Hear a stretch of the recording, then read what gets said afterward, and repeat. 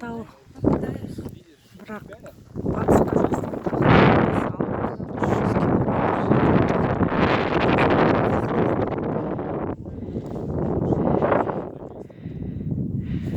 қараңыз қандай әдемі. Бұл жер 250 миллион жыл бұрын пайда болған.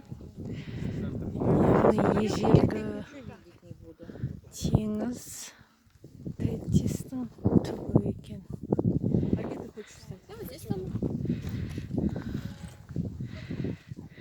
Бұл Алтын Емел ұлттық паркінде орналасқан.